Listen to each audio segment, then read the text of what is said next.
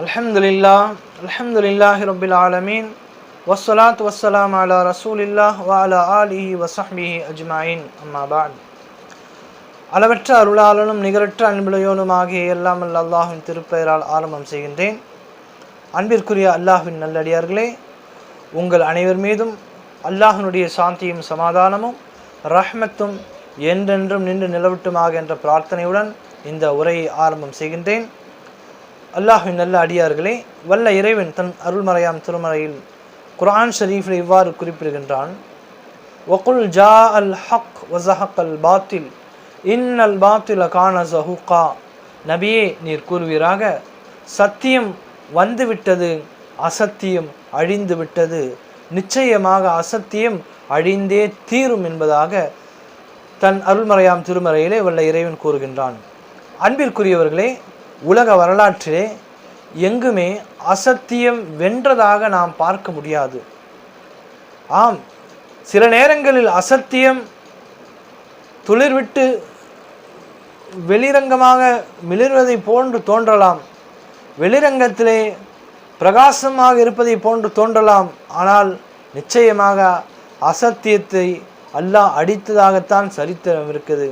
தற்காலிகமாக அவைகள் பிரகாசிக்கும், ஆனால் ஒரு காலமரம் அதனுடைய இறுதியை அல்லாஹ் அழித்தே தீருவான். எனவேதான் அல்லாஹ் கூறுகின்றான், அசத்தியம் அழிந்தே தீரும், சத்தியம் உலகத்திலே அதுதான் சாதிக்கும் என்பதை வல்ல இறைவன் தன் அருள்மறையாம் திருமறையிலே அசத்தியவாதிகளின் வரலாறுகளையும் சொல்லுகின்றான். அவர்களுக்கு எதிராக நேர்மையின் பக்கம் நின்ற நபிமார்களின் சத்திய வரலாற்றையும் குறிப்பிடுகின்றான். குர்ஆனில் பல அசத்தியவாதிகளின் வரலாற்றை கூறுகின்றான். ஏன் இந்த வரலாற்றை கூறுகின்றான் என்று சொன்னால், பின்னால் வரக்கூடிய மக்களுக்கு அசத்தியவாதிகளின் நிலைமை, அவருடைய கடைசி நிலை எவ்வாறு ஆனது என்பதை புரிந்து கொள்ள வேண்டும் என்பதற்காக, அநியாயம் செய்பவர்களுடைய கடைசி நிலை எவ்வாறு இருக்கும் என்பதை உலக இறுதி நாள் வரை வரக்கூடிய மக்கள் அனைவரும் பாடமாக எடுக்க வேண்டும் என்பதற்காக ஃபிரௌனுடைய வரலாறை சொல்லுகின்றான், நம்ரூதுடைய வரலாறை சொல்லுகின்றான், காரூனுக்கு அவனுடைய வரலாறை அல்லாஹ் சொல்லுகின்றான். இப்படியாக பல அசத்தியவாதிகளின் வரலாறுகளை குர்ஆன் குறிப்பிடு இதற்காகத்தான் இவர்களிலிருந்து நாம் பாடம் எடுக்க வேண்டும் என்பதற்காக. அதுபோன்று நாம் அவர்களுடைய அந்த அசத்தியவாதிகள் எது போன்ற அசத்தியத்தில் இருந்தார்களோ அதிலிருந்து நாம் தப்பிக்க வேண்டும் என்பதற்காக இது போன்ற வரலாறுகளை அல்லாஹ் குறிப்பிடுகின்றான். ஃபிரௌன் எப்படிப்பட்ட அரசனாக இருந்தான் என்று சொன்னால், மிகப்பெரிய ஒரு அரசனாக இருந்தான். தன் நாட்டு மக்களை தன்னை வணங்க வேண்டும் என்று கட்டளையிட்டிருந்தான். நான் தான் உங்களுடைய கடவுள் என்று சொன்னான். நீங்கள் என்னைத்தான் வணங்க வேண்டும் என்று சொன்னான். உங்களுக்கு எல்லாமே நான் தான் என்று சொன்னான். ஃபிரௌன் நான் என்று தன்னை எல்லா இடத்திலும் தன்னை முன்னிறுத்தி கொண்டான். கடவுள் என்று சொன்னால் எப்படி முன்னிறுத்தி இருப்பான்? தன்னை தவிர வேறு யாரையும் நீங்கள் வணங்கக்கூடாது என்ற கட்டளையிட்டிருந்தான். நான் என்ற மமதி கொண்டான். பூமியில் பலவிதமான குழப்பங்களை அவன் செய்தான். அநியாயங்கள் புரிந்தான், அட்டுழியங்கள் புரிந்தான், அநியாயமாக கொலை செய்தான், ஏழைகளின் சொத்தை அபகரித்தான். இப்படியாக பலவிதமான கொடுமைகளையும் ஃபிரௌன் செய்து வந்தான். அது மட்டுமல்ல, அல்லாஹை பக்கம் அழைக்க வந்த மூசா அலைஹிஸ்ஸலாம் அவர்களுடைய அழைப்பை மறுத்தது மட்டுமல்லாமல் அவர்களுடன் தர்க்கம் புரிந்தான். சூனியக்காரர்கள் வைத்து அவர்கள் என்ன செய்ய வைத்தான்? தர்க்கம் செய்ய வைத்தான். பல சூழ்ச்சிகளை செய்தான். இதையெல்லாம் குர்ஆன் மிக தெளிவாக விவரிக்கின்றது. என்னென்ன சூழ்ச்சிகள் செய்தான் என்பதை எல்லாம் அல்லாஹ் அவனுடைய சூழ்ச்சிகளை எவ்வாறு முறித்தான் என்பதையும் வல்ல இறைவன் தன் அருள்மறையாம் திருமறையிலே மிக தெளிவாக சொல்லுகின்றான். அன்பிற்குரியவர்களே, அநியாயம் புரிந்தான், ஆனால் அவனுடைய கடைசி நிலைமையை அல்லாஹ் எவ்வாறு ஆக்கினான் என்பதை நாம் பார்க்க வேண்டும். மூசா அலைஹிஸ்ஸலாம் அவர்கள் நேர்மையின் பக்கம் நின்றார்கள். சில நேரங்கள் அவருக்கு கஷ்டங்கள், துன்பங்கள், துயரங்கள் வந்தது. அவர்களை ஏற்றவர்களுக்கும் அதே போன்று வந்தது. ஆனால் கடைசியான நிலைமையை ஃபிரௌனிற்கு அழிவை கொடுத்தான், மூசா அலைஹிஸ்ஸலாம் அவர்களுக்கு வெற்றியை கொடுத்தான். நாம் வரலாற்றிலே பல தடவை இந்த சம்பவங்களை கேள்விப்பட்டிருப்போம், கேட்டிருப்போம். கடல் மூசா அலைஹிஸ்ஸலாம் அவர்களும் அவர்களுடைய படைகளும் ஃபிரௌனிலிருந்து பாதுகாத்து கொள்ள ஓடி வருகின்றார்கள். தப்பிப்பதற்காக, அந்த நாட்டை விட்டு வெளியேறுவதற்காக வருகின்றார்கள். முன்னால் கடல் தென்படுகின்றது. மூசா அலைஹிஸ்ஸலாம் அவர்களை நம்பி வந்த, அவர்களுக்கு பின்னால் வந்த அவர்கள் எல்லாம் இஸ்லாத்தை ஏற்ற அவர்கள் எல்லாம் கேட்கின்றார்கள், நாங்கள் உங்களை நம்பி வந்து இருக்கின்றோமே, இப்படி கடல் எங்களை இடையில் மறைவித்து விட்டதே, இனி நாங்கள் என்ன செய்வது? பின்னால் ஃபிரௌனுடைய படை வருகின்றதே என்பதையெல்லாம் நாம் வரலாற்றிலே கேட்டிருப்போம் பல தடவைகள். அல்லாஹ் மூசா அலைஹிஸ்ஸலாம் அவர்களுக்கு கட்டளையிடுகின்றான், உங்களுடைய தடியை கடலிலே வீசுங்கள். அல்லாஹ் அந்த கடலிலே 12 பாதைகளை பிரிய செய்கின்றான். மூசா அலைஹிஸ்ஸலாம் அவர்களுக்கு அதிலே வழியை விடுகின்றான். பின்னால் வந்த ஃபிரௌன் பார்க்கின்றான், நாமும் இந்த கடலில் பிளந்த இந்த பாதையில் நாமும் செல்வோம் என்று நினைக்கின்றான். அதே போன்று வருகின்றான் மூசா அலைஹிஸ்ஸலாம் அவருடைய படை. அவர்களும் அவருடைய படையும் கடலை விட்டு கடந்து விடுகின்றது. ஃபிரௌன் அந்த நடுக்கடலிலே மாட்டிக்கொள்கின்றான். முன்பு போலவே கடல் தன்னை என்ன செய்து விடுகின்றது? கடல் மூடி விடுகின்றது. சத்தியவாதிக்கு கடல் வழிவிட்டது, அசத்தியவாதிக்கு கடல் அதே கடலை வைத்து அல்லாஹ் அவர்களை அழிக்கின்றான். அந்த நேரத்திலே புரிந்து கொண்டான், தான் கொண்ட மமதையிலிருந்து அவன் வர ஆரம்பித்தான். ஆஹா, இனிமேல் நம்மால் ஒன்றும் செய்ய இயலாது, இனிமேல் நம்முடைய அந்த மமதைகளுக்கெல்லாம் முற்றுப்புள்ளி அல்லாஹ் வைக்க நாடிவிட்டான் என்று நினைத்து அவன் சொல்லுகின்றான்.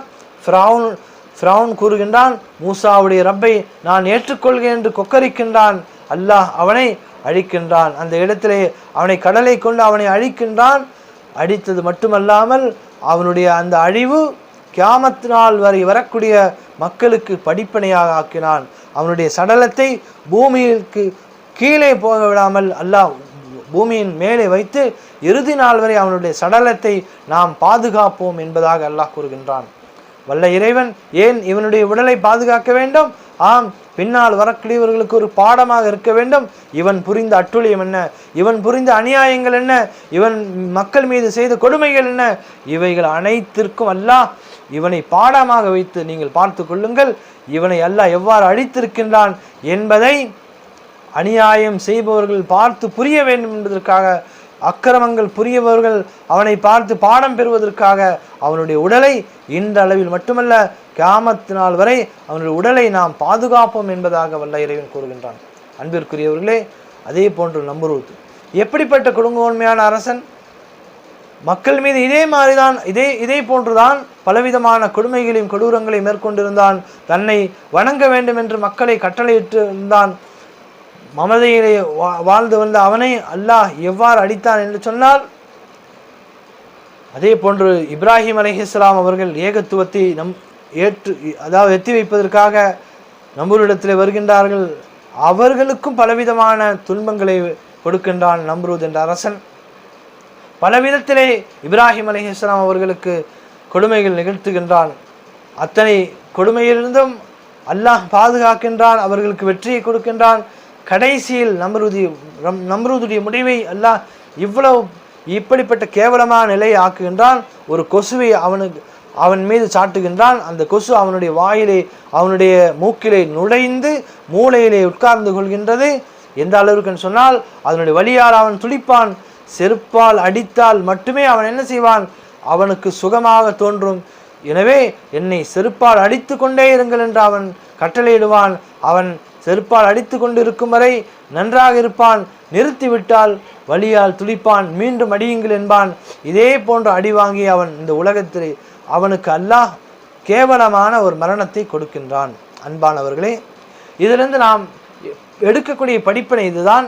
உலகத்திலே அசத்தியவாதிகள் ஆடுவார்கள், ஓடுவார்கள், அசத்தியம் புரிவார்கள், தன்னை எதுவுமே செய்ய முடியாது என்று நினைப்பார்கள். ஒரு கட்டம் வரும், அல்லாஹ் அவர்களை பிடிப்பான். பிடித்தால் அவர்கள் அதிலிருந்து தப்பிக்கவே முடியாது. அவ்வாறு அவர்களை கடுமையான ஒரு பிடியாக பிடிக்கின்றான்.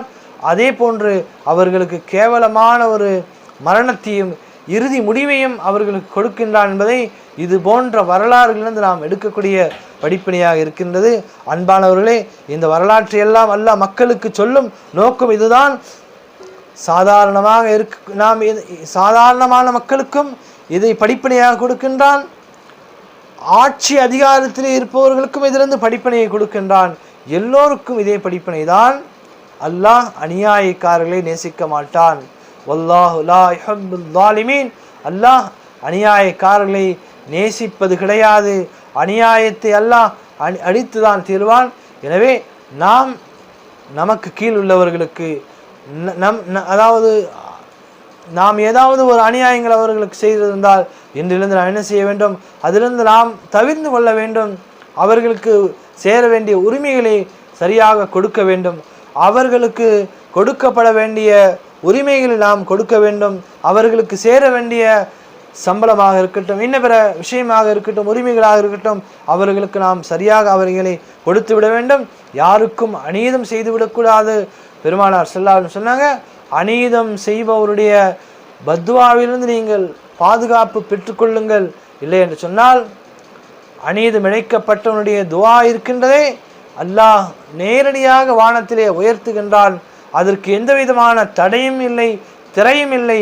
உடனடியாக அல்லாஹ் அதை கபூல் செய்து கொள்கின்றான், ஏற்றுக்கொள்கின்றான். அவர் யாராக இருந்தாலும் சரி, ஈமான் உடையவராக இருந்தாலும் சரி, ஈமான் இல்லாதவராக இருந்தாலும், அவருக்கு அநீதம் இழைக்கப்பட்டிருந்தால், அவர் ஒரு பத்துவா செய்தால் அந்த பத்துவாவை உடனடியாக அல்லாஹ் கபூல் செய்கின்றான், அதை அல்லாஹ் ஏற்றுக்கொள்கின்றான். எனவே தான் நபிகள் பெருமானார் ஸல்லல்லாஹு அலைஹி வஸல்லம் சொன்னாங்க, நீங்கள் அநியாயம் இழைக்கப்பட்டவரின் பத்துவாவிலிருந்து நீங்கள் பாதுகாப்பு பெற்றுக்கொள்ளுங்கள் என்பதாக. எனவே அன்பிற்குரிய அல்லாஹ் நல்லவர்களே, இவைகளிலிருந்து நாம் பாதுகாப்பு பெற வேண்டும். இவர்களுடைய இந்த வரலாற்றிலிருந்து நாம் படிப்பினை எடுக்க வேண்டும். வல்ல இறைவன் நம் அனைவருக்கும் அல்லாஹ் கூறக்கூடிய இந்த வரலாற்றிலிருந்து முழுமையான படிப்பினை பெறக்கூடிய மக்களாக நம் அனைவரையும் ஆக்கி அருள்வானாக. ஆமீன். வா ஹுதாவான் அல்ஹம்துலில்லாஹி ரப்பில் ஆலமீன். அஸ்ஸலாமு அலைக்கும் வரஹ்மத்துல்லாஹி வபரகாத்துஹு.